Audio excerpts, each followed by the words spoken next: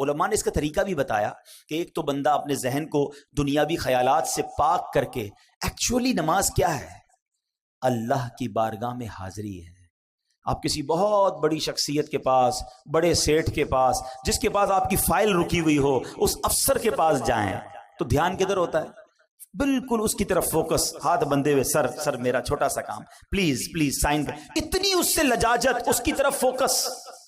اور خدائے احکم الحاکمین کے دربار میں آنا ہے، دھیان کہیں اور ہے، سوچ کہیں اور ہے۔ خود سوچو، شرم آنی چاہیے۔ جس کا نماز میں دھیان کہیں اور ہوتا ہے اس کو خود ہی اپنے آپ سے شرم آنی چاہیے، اور یہ شرم ہی، یہ گلٹی ہی تمہیں دھیان دلا دے گی، تمہیں خشوع دلا دے گی۔ اور دوسری بات کہ آپ ایٹ لیسٹ قرآن کی مشہور صورتوں کو، میں پھر مشورہ دیتا ہوں، جو اپنا آخری پارہ ہے نا، کم از کم 30واں پارہ ترجمہ تفسیر سے 2-3 بار پڑھ لیں۔ عموماً امام صاحب اسی میں سے تلاوت کر رہے ہوتے ہیں، ہم بھی انہی میں سے پڑھ رہے ہوتے ہیں۔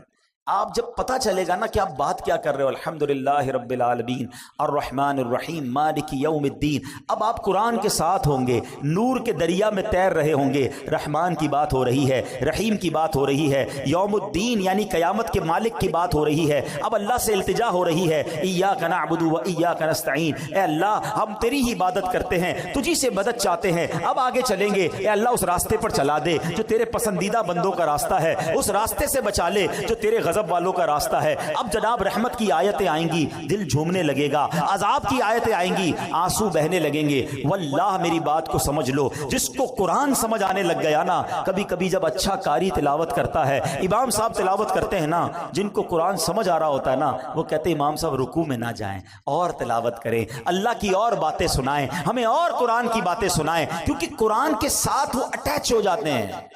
لیکن جس کو انڈرسٹینڈنگ ہی نہیں ہے، اس کو کیا فائدہ ہوگا؟ پلیز قرآن سے ایسی دوستی کرو۔